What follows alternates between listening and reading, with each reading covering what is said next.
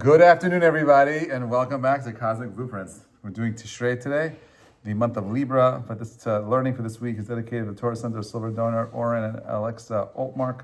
Loving memory of Louis Shmat, Oren's grandfather, David Holland, David ben Rivka Le'ala B'Shalom, for his first Yortzeit, Monday, March 17th. Okay, so we're in the middle of going through the months of the Zodiac, and we often mention how the idea that each month has a particular power. Each month has a particular type of strength. And therefore, when we think about the month of Tishrei, we should be thinking about, by the way, if you don't have sheets, there are sheets up here. If you didn't get them, there's a lot of them up here.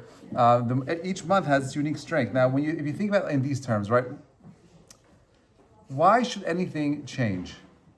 Why does change happen? If you think about it in terms of like the natural order of things, all things in the natural world always remain the same. Right? A tree is a tree, it doesn't change.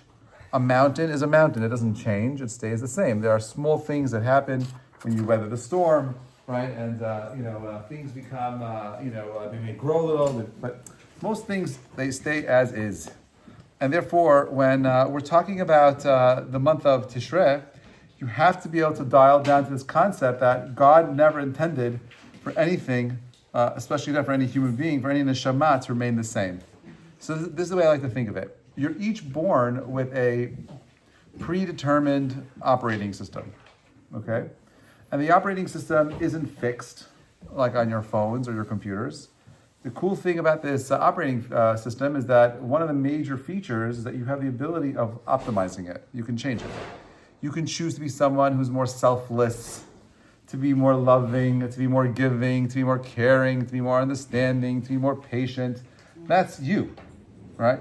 Some people may have a predisposition to those types of behaviors, and some people may not. Irregardless, what's unique about you as a human being is that your ability to be flexible, you're malleable, you can change, you can grow into something more. That's what the month of Tishrei is about. The core of what a Libra is. We know that Libra is the sign of the scales, Moznaim. Right? The word Moznaim has the same otiyot as Ozen. Right, as the ear. Now, it's not an accident that your ears are where the balance in your body comes from. And the scales are all about being balanced, right? So there's some kind of a deep connection between hearing the ear and finding balance and so on and so forth, which is why Jews spend so much time dialing down to this idea of speech. You know, I have young kids. And when you're sending your child to get an education, you often have to figure out like where are you going to put all that effort as far as their education? Is it going to be in the Judaic studies? Is it going to be in English? Is it going to be in science? Is it in math? And the truth is, what I've discovered over the 25 years of trying to raise my children is that the most important gift I can give my children academically is speech, right? Which is communication and writing. So. Each of them had speech teachers. They all had someone who would help them with the reading and writing. I don't care about any other subject. I am a stickler when it comes to being able to read and write. If you can't articulate your ideas, you can't express your emotions, you don't find the right words, you're stuck. And therefore you should become a servant to everybody else around you. But when you have the power of speech, you can learn anything. You can learn any book, any manual, any textbook, any subject becomes accessible to you because you know how to master the language itself. If you spend time looking at the schools, this is more true in the Sephardic schools than the Ashkenazi schools. The Sephardic schools spend a lot more time spending time on the pronunciation of the letters, being like super medakdek on how you say each word, each letter. You're so careful. I didn't grow up with any of that. My children are always finding little mistakes in the way I pronounce my words in Hebrew because their ears are so fine-tuned to saying it exactly that it's supposed to be said this way and not that way. It's not the letter he, it's not the letter hey, it's the letter he, and it's not the letter ayin, it's ayin. And so there's a deeper appreciation for the fine little things. And I imagine that it comes from the idea that God used speech as a way of creating the universe. Histakel ba'oraitu bara alma. It said that God looked in Torah. He first created the blueprint. He spoke the words, Bereshit. Bara Elokim et hashamayim et haaretz. He spoke the words, and God created the heavens and the earth. And therefore, speech is at the core, the essence of everything. Everything around you is vibrating. Speech is a vibration. It's literally vibrations that are coming out of your mouth. The tongue breaks the sound coming out, so we can turn letters into words and words into sentences, sentence paragraphs, and so on and so forth. But at the core, it's about this vibration. Yeah, vibration. Yeah. Didn't you once mention in a previous class? Yeah. I was remembering. I didn't know if I got it right. That the vibrations of the Hebrew, like the way we say something in Hebrew. Could you say that again? So each thing has each object in the world has a particular vibration frequency that it's vibrating at. The bench you're sitting on has a particular frequency that so when we find like this chair, on a molecular level, everything is in motion. There's a resonance. There's a vibration to everything. You don't hear it, but it's moving ever so slowly, and therefore all things are in motion. Everything's in motion. The chair you're sitting on, this room, the walls, everything is moving. The books, the paper in front of you there's a slight vibration in anything and everything. And therefore what we say is that in the Hebrew, when you match up the Hebrew words to the objects we're speaking about, it's not an accident that the word for dibur, for speech, is the same as davar, a thing. Because the dibur, the thing that we speak, actually is connected to the davar, the objects in the material world itself. And therefore, there's this idea that all things that have a particular vibrating frequency, you'll find the same vibration in the word itself. So for example, the word kelev, a dog, has a particular, the words have a particular resonance vibration, and somehow they're on the same frequency as a dog. And therefore it's not just, we often think of speech as just random sounds that we've used to come up with a way to describe a clock, right? But in the word sha'on is not a biblical Hebrew word, but it's a biblical Hebrew words. Yes, Lashon HaKodesh are the words that kind of like are dialed down on a deeper level onto the actual objects. I just the word in Hebrew for a question is like a kashya or kushya, right? So the word kushya, actually you could find it in the English word, right? What's the English word? Question, right? So the kuf in Arabic is often a kuf, like a kof, like a Q sound, like the word kiryat. You'll see it often spelled in Israel with a Q. So kushya is a question. So you see how the English words have a root in Hebrew. It's actually a great dictionary that's called like the biblical, etymology of all English words, and it shows how all English 10,000 words in English that find their roots in Hebrew. Like the word fruit comes from the word perot. The pe and the fe they switch. So fruit and perut, same words, same letter, same words. Yeah, go ahead. So was Adam, when he was naming all the animals, yes, accessing those? Yes. So when Adam was naming the animals, it wasn't like, okay, you look like a kelev and you look like an aryeh. He was looking at the core, the essence of what they were. Remember, this happened. The naming of the animals happens before he sins. And before Adam sins, he has the most clarity you could possibly imagine. He's greater than the angels. He's greater than any other human being that has ever lived. He's a luminous being walking the planet with tremendous amount of clairvoyance and understanding and knowledge, and all that is thrown out the window after he chooses to eat from the Tzaddat. No, because what he was doing at the time was he was tapping into the actual programming of the world. So, for example, the example I like to give is like this: when we look at Abraham, right? Abraham celebrates Pesach. When the Malachim come to his house, he's getting the matzot. Well, how do you know that? That was the time of the year. Passover wasn't going to happen for another 400 years. How did he know that 400 years before the Exodus that we're going to have this time called Zman Cheretenu, time of freedom, we're going to eat matzah? So there's two ways of thinking about it. One is the architect, right? So an architect can look at the building, right? And he could tell you on the outside of everything that's going on the inside, okay? A programmer, okay, who knows how to read code, does not have to run the program to tell you what the program will do. He just read the code and he'll know, right? So Abraham is the programmer, the architect. And he's able to look at the universe and say, holy cow, like I'm reading the code, I'm seeing these things already in the system. And therefore, he understood that we're doing the Zodiac. Time isn't an accident, okay? And when we talk about the Zodiac, we're having these conversations about the months and the mazalot and so on and so forth. They're not random.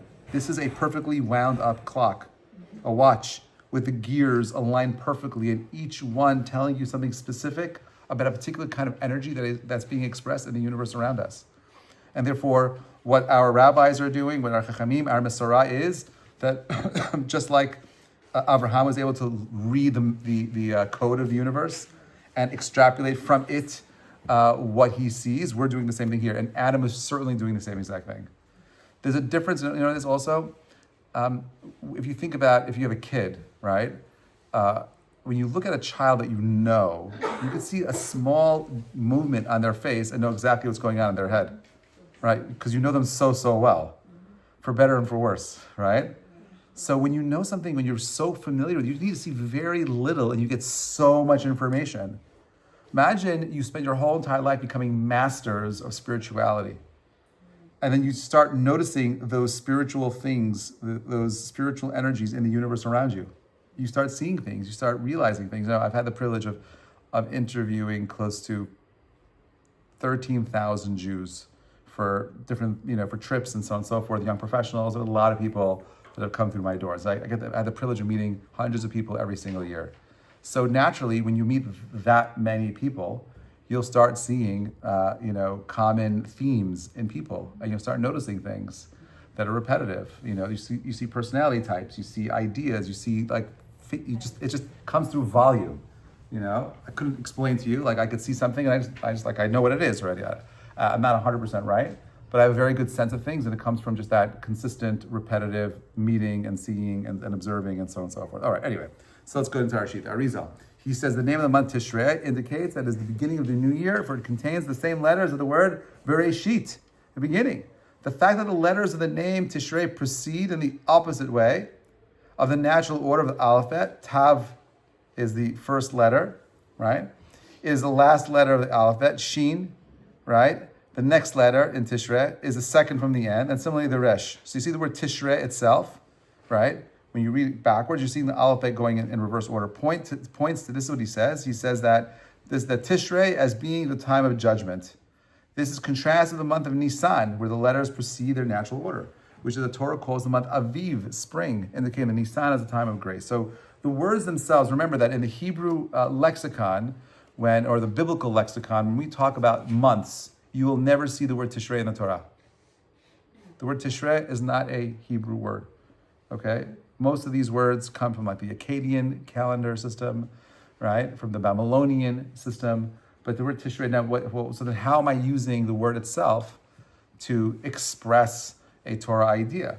And we find that all language, we believe, has roots in Hebrew. And therefore, there are even words that are in other languages that are not directly Hebrew, but are expressing the idea itself. And therefore, we'll use those ideas as well. So you see that over here, the word Tishrei itself is expressing something about reevaluating, re-examining something. Otyot Rabbi Akiva says the meaning of the Aramaic word Tishrei is atonement. The atonement for deeds of the past enable a person to turn a new leaf in life and begin fresh. How many people feel like they're stuck? Right? That things don't change. Right? That is your Yetzer Hara.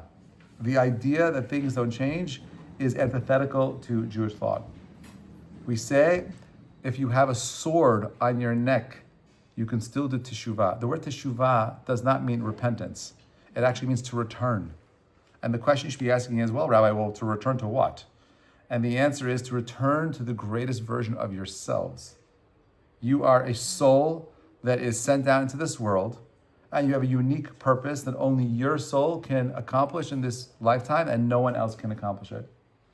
And all too often we get so distracted with the world around us that we don't really pay attention to our souls. And we get distracted with all the material things. And I'm not saying you shouldn't have material things, have all the material things in the world. Enjoy nice homes, vacations, clothing, whatever you need, but it cannot come at the expense of not defining clearly who you are and then evolving, developing, growing what you are. There's a halacha I taught this morning that says that if you're during the sound Amidah, there's a machloket as to whether or not when you're saying that Amidah, should you say it? Should you be just thinking the words? Should you be saying the words audibly enough for you to hear it yourself and not the other person around you? So it's a machloket actually. So one opinion, the Shulchan Aruch says that it should be audible enough for you to hear yourself and not the guy standing next to you. But the Kaf HaChaim says that no, it should not be audible. Really, it should just be moving your lips, reading it, and not even yourself hearing it. And he says there's a whole Kabbalistic reason for it. It doesn't really matter. Machloket. Ben Ish Chai comes along and says what? You know what? It's true. They're both true. That if you're the kind of person that when you read, you have deeper concentration when you could hear yourself, then read it out loud audibly so that you could hear yourself. But ideally, he says, really, you should not be saying anything. It should be silent.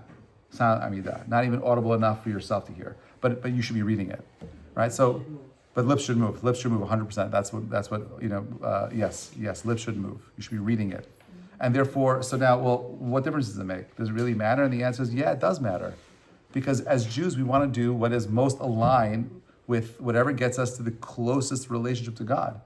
I want to be the best version of myself. So now it depends. Well, if let's say I need to be the audible person, right? That's great. That's amazing. A guy came to me, Rabbi, today. He's like, what should I do, Rabbi? I need to hear myself. I can't. I'm like, great. That's fine. Just do that. But what are you doing to develop the self? How are you growing your tefillah? How are you growing your ability to understand what you're saying? If there's no growth, it's just the same exact thing over and over again, then you're missing the whole entire point. Every single day is an opportunity to be introspective. The word introspective. The word tefillah comes from the Hebrew word pilel, which means to introspect. Prayer is not an opportunity to rub the genie and ask God for whatever you want. You're not making wishes over here. Tefillah is an opportunity to reflect on where you're at and say, God, these are the things that are holding me back from achieving my unique tafkid, my purpose. Help me remove those things so I can accomplish whatever I need to accomplish in this world. That's a very different kind of thing than, please, I really need that vacation. Oh, I really need that bonus, or whatever it is.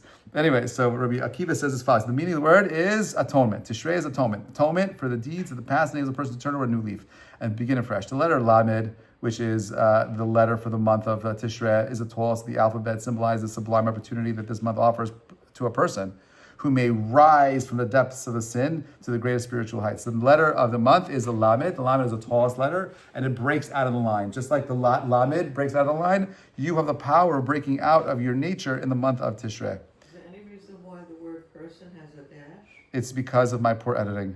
I thought maybe it means something. No, it means absolutely nothing. It's not per or son. No, it's for some reason when I put this together, you'll see this happens a lot of times. When I copy and paste this into this particular editor, it changes my fonts around sometimes. I don't know why. I haven't figured it out. It's annoying. It drives me crazy. I usually circle it and go back and fix it. I missed this one. But anyway, all right. Yeah. Yes. Between hardware and software, Yeah. software is it coming to? Software is so the hardware is the body, right? And therefore, you could change that also. Right, you could go on a diet. You could be more fit, and therefore you have the ability to actually changing the hardware. Okay, the software is the programming. That is your attitude. It's your midot. It's your character. It's how you interact with people, and so on and so forth. Right. Okay. Which is interesting because if God willing, in by next year, you're all going to probably have a robot working in your house. Right.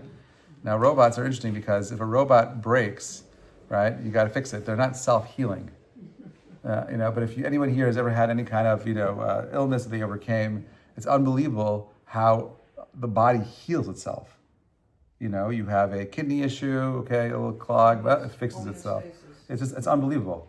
Yeah, the homeostasis is the body's ability to regulate itself in any environment, right? Which is unbelievable. Robots don't have that ability. You have a cut, your skin will heal. You tear into a robot, it's going to be that way forever. They don't have that ability yet. So there's something powerful about the body itself that you have the power of channeling its own energy. The B'nai Yissaschar number 3 says the Lamed is one of the 2 central letters in the alphabet. Also, that dash over there is an accident. It ends the letters of the right side, meaning the Lamed in the Hebrew alphabet is a middle letter that separates the first half of the alphabet to the last half of the alphabet. And the next 2 letters, Mem to Taf, right, spell the word Met, which means death. So too, Tishrei marks the end of the first half of the year. The month of Tishrei always comes out in the 7th month. If you were to open up the Chumash and you're looking for the month of Tishrei, it would say Ubachodesh Hashvi'i, in the 7th month, right? That's the Torah's way of speaking about this particular month. Okay. So you see there's a deep correlation there with the letters as well. So B'nai Yerushalayim says, following the month of Elul with its letter Yod, Tishrei with its letter Lamed, combines with the Yud to form one word, li, mine, onto me. We spoke about this last week. It's the unification of God with the people, the image of a wedding. Right? The letters Lamed to Yud are the letters that begin with the end of the word Israel, and symbolize this unity. So the month itself expresses our closeness to God. Okay, and this is why the avodah of the month of Tishrei, those are the biggest holidays. You have Rosh Hashanah, you have Yom Kippur, you have Sukkot, you have Simchat Torah, you have all these powerful holidays in that 1 month because this is the month of trying to reconnect and unifying again with God. The Zohar says the essential nature of this month is mating. The intimate relationship between husband and wife symbolizes the fact that during this month, the unifying relationship between God and the Jewish people was formed. This is especially revealed on Yom Kippur, the 10th of Tishrei, when the 2 tablets containing the 10 commandments were given to us. This may be likened to a wedding gift, just as a man acquires a wife by giving her a symbolic gift, and she understands that by accepting it, she is consenting to marry him. So too with the giving of the 10 commandments. Note, this was the second time we received the commandments. The first ring was destroyed, and thus this was the second marriage. The first marriage, upon receiving the first set of tablets on Shavuot, 50 days after Passover, was annulled on account of the sin of the golden calf. We cheated on God, so to speak. Upon accepting the commandments, we became a nation of priests consecrated unto the Holy One, blessed be He. Thereby we became the head of all nations. This concept is contained in the name Israel, whose letter spells out the word Rosh, meaning that you, the nation of Israel, are the head unto me. For the Jewish people are supposed to lead the world in the ways of God. The word Yisrael also has the name Sar El, right? Which means the princes of God, right? And that's what we're here. It's a title, by the way, that was not supposed to be unique to our people. It was a title reserved to anyone who wants to be those that follow in God's ways, right? So when God came down to the Jewish people and offered the Torah, He offered to the whole entire world. Everyone had an opportunity to come in. That's why when we talk about Judaism, we don't, even though it's true Abraham is a patriarch and we're descendants of his, right? But when we talk about Matan Torah, that was there's all kinds of non-Jews that became part of the Jewish people at the same time, which no one talks about, right? But there were a lot of converts that converted at that moment, Korach being one of them, most famous, coming along and joining the people. And his children also have the title of Yisrael now as well.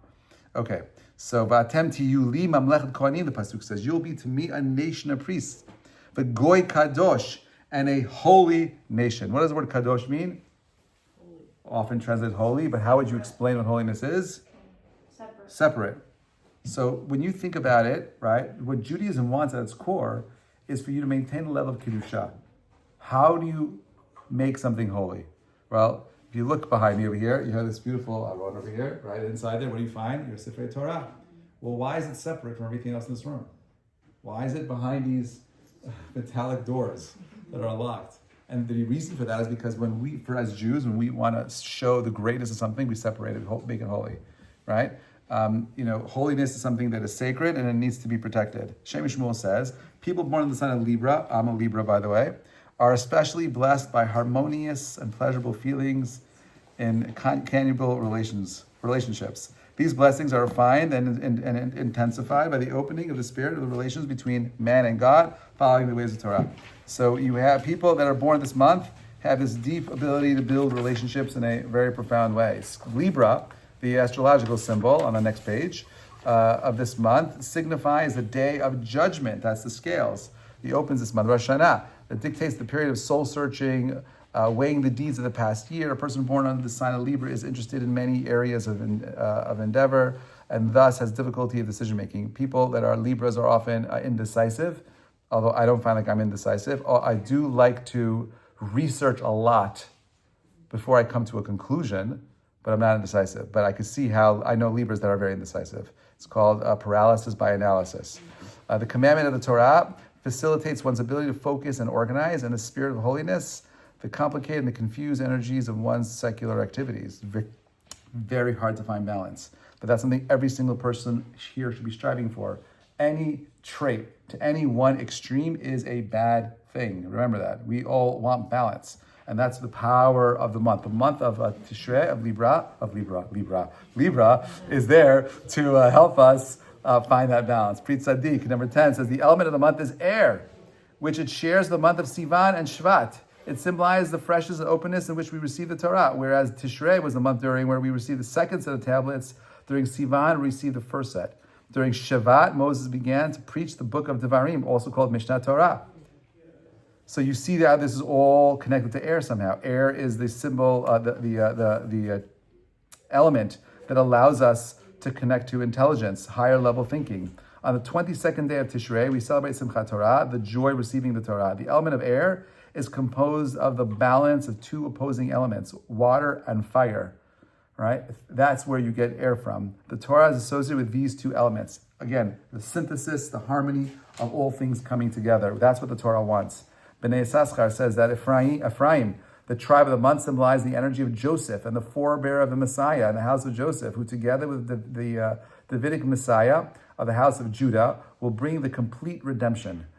This combination of Joseph and Judah is indicated in the relation between the month of Nisan, whose tribe is Judah, and Tishrei, who's the tribe of Ephraim. Each complements the other.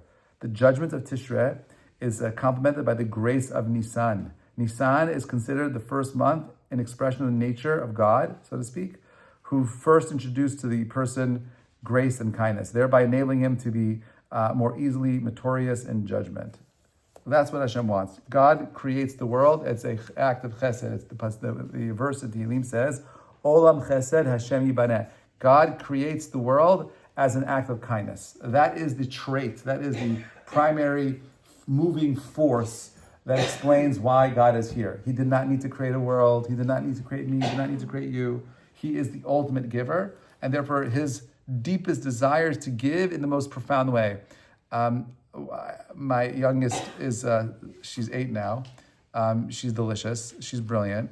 And she's really cute. And when she asks me for anything, it's very hard for me to say no. Now, in order for me to say no, I have to go through like a little bit of meditation. I'm like, okay, if she was 25 years old right now, and she was watching this interaction between me and her younger self, would she want me to say yes to her request or no? Right? So that's how I play it in my head. So if she says, if I play it out and she's like, no, I need more screen time, I need to watch something, and she's like, 25-year-old virgin would say, absolutely not, Dad, don't give in to her. I don't give in to her, right? So I do that because it's so easy just to want to give them everything. And I'm saying that because for me as a father, I know how much I want to give everything to my kids.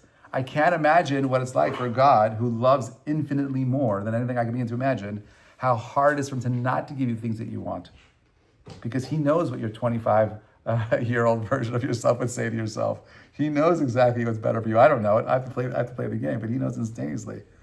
Number 12. On the 6th day of creation, the 10th hour, Adam was called to judgment for eating from the fruit of the tree of knowledge. Then God told Adam, just as you are now standing before me in judgment, so too, in all generations to come, your descendants shall stand before me in the judgment of this day.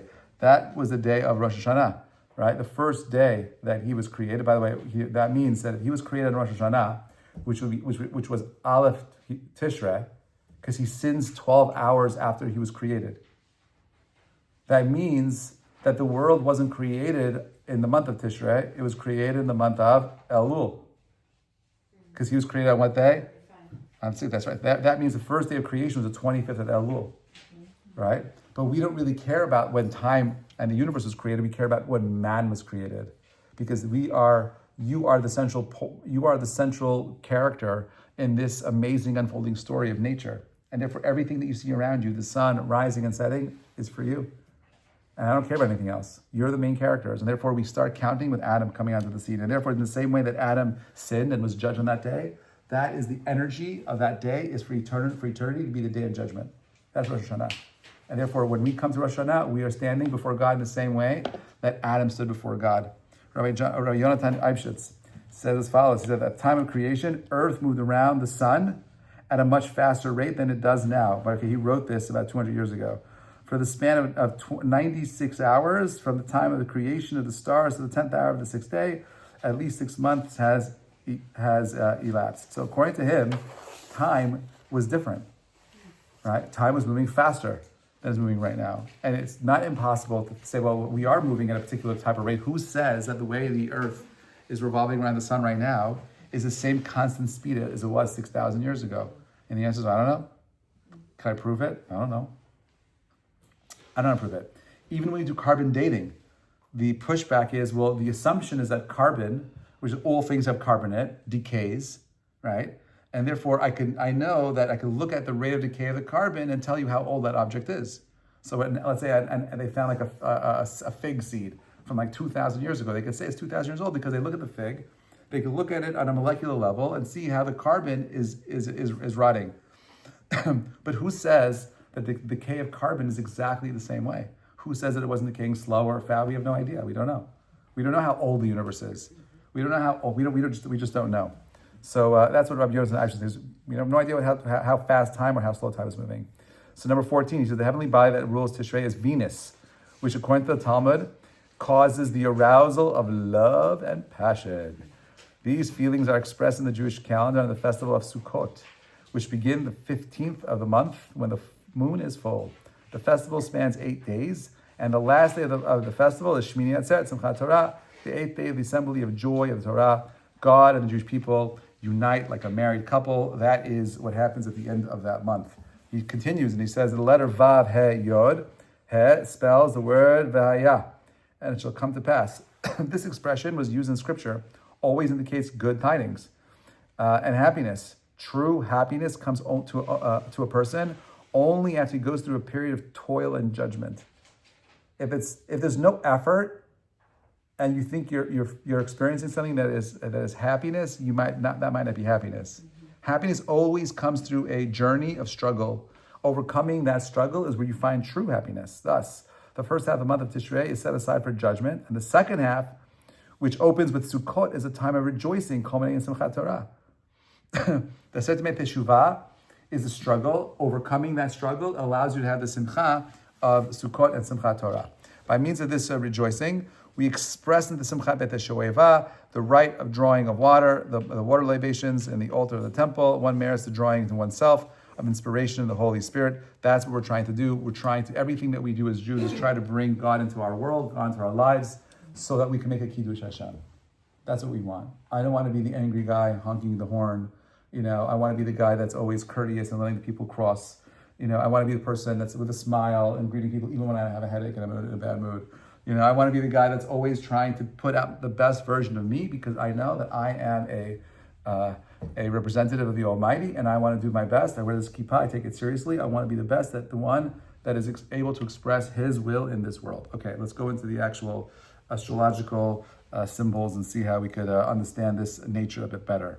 There are 4 elements in astrology. We spoke about fire, earth, air, and water.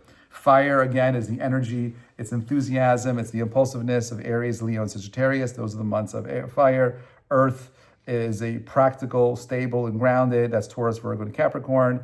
Air is intellectual, communicative, and social. That's Gemini, Libra, and Aquarius. Water is emotional, intuitive, and sensitive, Cancer, Scorpio, and Pisces. So Libra is the second air sign. And it's social, mentality oriented, enjoys conversation. They love to talk. Here I am. Okay. This Mishnah says in Perkei Avot, Ezu ha'chacham ha'lomed mikol adam. The wise man can learn from anybody. And who is strong? Ezu ha'gibor ha'kovesh et yosro. One who's able to overcome his inclination. These are 2 traits that are very much in relation to the month of Libra, are necessary to overcome the challenges. Remember, because every month has a particular set of challenges that it comes with, good things and bad things. And this is what Libra needs to become a better, greater human being. The key ethical principles of Libra's nature. Be soft like a reed, not hard like a cedar, right? You got to be flexible, adaptable, rather than be stubborn. Libras naturally seek balance and compromise, making them more like a reed than a cedar. Greet everyone with a happy countenance. Even if you're naturally serious, learn to smile and be friendly. It's so hard for New Yorkers to be friendly. It's such a difficult task. Anyone here from out of town knows when you come to the city, it's really hard. New Yorkers are always got their blinders on. No one wants to talk to you. No eye contact. I remember I am a New Yorker. I'm very much guilty of this. I grew up in Brooklyn. It was a hard town. I had a lot of Italians around me. Got into a lot of fights with them as a kid. So I learned to keep my eyes down, rush through places, don't make any eye contact. I understand my environment and so on and so forth. But that's not what it's like going, outside of this, outside the state. I remember it was the 22 years ago, I was looking at different positions around the country as a young rabbi, and one of the places I ended up was in Atlanta, Georgia, in Dunwoody. And I was given the opportunity, I was offered the job there. And I remember, leaving and like, let me just go to the grocery store and see what it's like to kind of actually live out of town. And like, I walked in this place early in the morning, and everyone was so smiley and happy and like, good morning. I'm like, oh my Lord, people are nuts over here. They're way too happy. It's too early in the morning. I haven't had my coffee. Cannot live here. I said no to the job. All right, anyways. I went out to Texas. I actually liked Texas, but I ended up back in New York. Anyway, so, but you see that there's a nature. There is something to be said about being smart and understanding your environment, but there's also something about being too reserved. You got to find that right balance. I'm not saying every environment requires you to be super social, but in certain environments, when you often find yourself stuck, locked into a particular nature because that's what you're comfortable with. And no one wants to get out of their comfort zone. But your job isn't to be comfortable. Your job is to be balanced. And to be balanced sometimes means that you need to put tension on the other side, the thing that's uncomfortable, because that's the right thing to do, not the comfortable thing to do. Okay, judge people favorably, avoid suspicion, and always give others a benefit of the doubt. Libras naturally are fair and balanced, making them good mediators. Weights and gains versus losses before sinning or doing a mitzvah. Before committing wrong action, consider long-term consequences. Libras, being deep thinkers, tend to analyze their decisions carefully.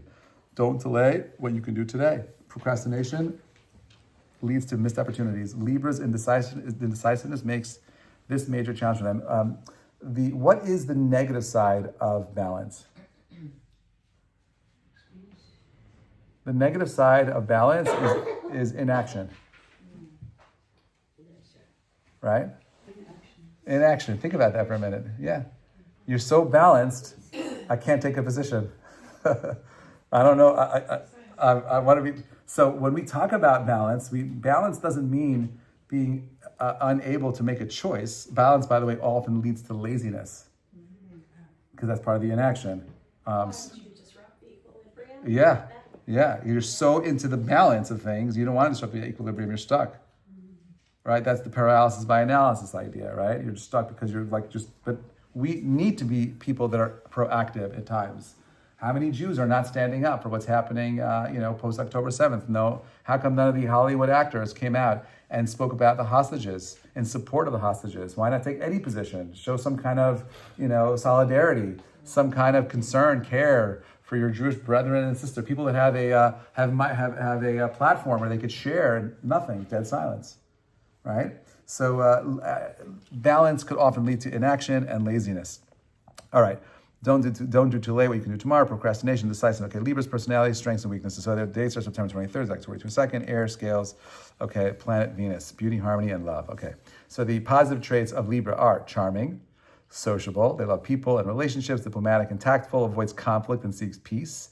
Intelligent and analytical. Good at seeing both sides of an issue. Fair and just, dislikes injustice and fights for fairness. The challenges are indecisive and hesitant, struggles with making firm decisions, can be argumentative, enjoys debating sometimes unnecessarily, prone to procrastination, struggles with getting things done on time. Libras seek balance, but they struggle. There are struggles that they can swing between extremes before achieving it. Libras work in the mission and decision making. So this is if you were hiring somebody, they know that they're excellent mediators, make peace in the work and social setting, good at analyzing situations before making decisions, naturally artistic, may enjoy careers in design, law, counseling, or diplomacy, prefer working in teams rather than alone. This is so true. I don't like to eat alone. When I was a student in college, I had like certain times of the day where I had to eat lunch and I had no friends, I'd make sure to go to a busy area and eat I could never eat alone. I needed to always eat with people. All right, decision making. Hesitant to too much before taking action, considers too many options leading to indecision, needs reassurance before committing to a choice. They're just always afraid. Libras think carefully before making decisions, but they can lead to delays and missed opportunities. Libras in love and relationships. Libra man, charming, romantic, and polite, always strives to please a partner, avoids confrontation, prefers harmony over arguing, struggles with making decisions, needs encouragement to commit, intellectual, and loves deep conversations. Libra women, a little bit different because the feminine takes this light and refracts it differently than a male. Tactful and graceful, knows how to handle social situations well, loves beauty, elegance, and refinement, needs emotional balance, avoids partners who create stress or conflict, respects her husband deeply, and prioritizes marriage. Libra children, polite, well-mannered, but dislikes strict discipline, needs guidance in decision-making to avoid indecisiveness, loves beauty and harmony in their surroundings. Libra spiritual, ethical growth in Judaism. Okay, Jewish teachings on balance and justice. Tzedek, justice. Libras seek fairness and justice, aligning them with Jewish values. Shalom, peace. Their love for harmony makes them natural peacemakers. Savlanut needs to develop patience with decision-making. And truth, emet, should focus on truth rather than excessive diplomacy. Sometimes you're so lost on trying to be diplomatic, you end up never finding the truth because you're trying to find that balance all the time. And therefore, from our perspective, we're more interested in truth than just diplomacy. Tehillim says, seek peace and pursue it. Perkei Avot says, appoint for yourself a teacher, aselecha rav, ukunelecha chaver, right? And judge, havidan kol adam, the kapschut. Libras are naturally suited for roles that involve justice, fairness, and bringing people together. Okay, this is the advice for Libras in daily life, and then we'll take questions.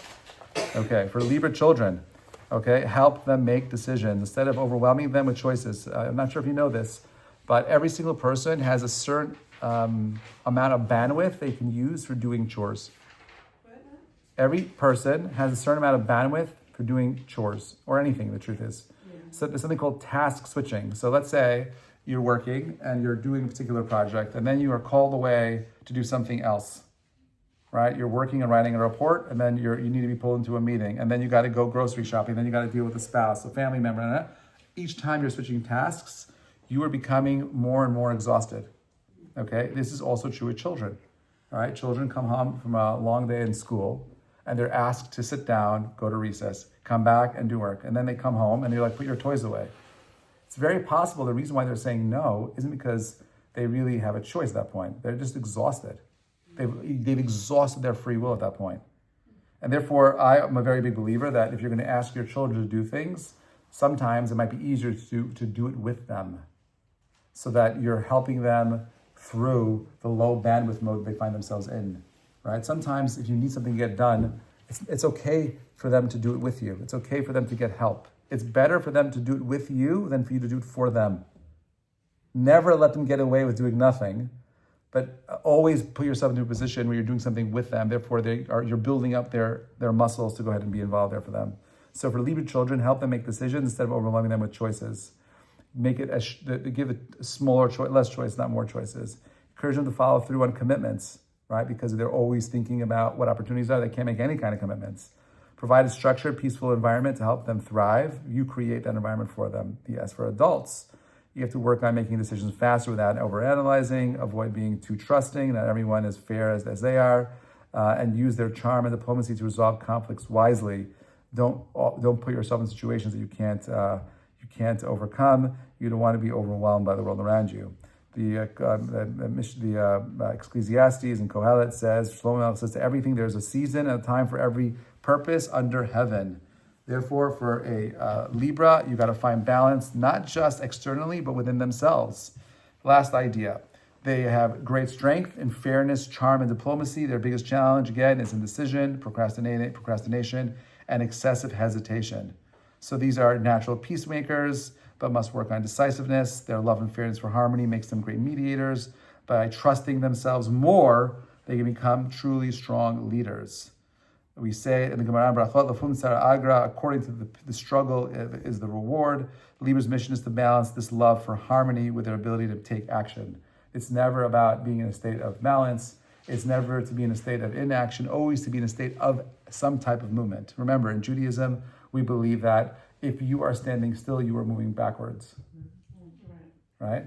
A wise Holocaust survivor once told me that her father told her the last thing she remembers her father, the last lesson her father taught her before they sent her away to France and she escaped to America, was that he took her to the river and he said, I want you to look at the fish in the river. He says there's two kinds of fish in the river, the ones that flow with the stream and the ones that flow against the stream. And he told her that if you pay attention, the fish that are flowing with the stream are always dead. fish that are alive always swim against the stream. And that's what it means for us. For us to be alive means that we are pushing through some kind of a current. There has to be something we're overcoming. That's where we feel the most alive. This is the mistake that Yaakov, our patriarch, made. Yaakov bikesh le'eshev v'shalva. He wanted to rest. He didn't want to deal with the stress of life. He finally overcame his brother, Esav, his parents, his upbringing, his father-in-law. He moved out. He lost his wife. He just wanted to chill. He wanted to relax. And God says, nope, that's not what you're here for, my friends. We have a short amount of time under the sun. It's 120 years approximately. You're here to struggle, to live, to grow, to fight. There is no surrendering. There is no giving in. There is no rest. There's only opportunity for growth. Use the time wisely. We are less than 23 days away from Pesach. Okay, we're getting ourselves ready for the month of Nisan. Okay, the month of Nisan is 9 days away. Rosh Chodesh Nisan is in 9 days, not this Saturday, the following Saturday night. Okay, Rosh Chodesh Nisan, like we said before, is a time for miracles, a time for change, a time for growth. How do you change and how do you grow? Well, if you don't have a vision in your mind's eye of what it means to be the best version of yourselves, you ain't growing. Now is the time to meditate and ask yourselves, who do you want to be? And this way, when the month of Nisan comes, the month of Geulah comes, the greatest Geulah we could each experience is the redemption of the self. Let going of those negative traits that hold us back and becoming something more. And in that space, we become a light, an or legoyim, we become a light unto the nations, but hopefully we also become a light unto our people, to our brothers and our sisters and our families and our children. Bezrat Hashem, we will continue the conversation next week. Have a Shabbat Shalom. Have a great week, everybody. Thank you so much for listening. All right.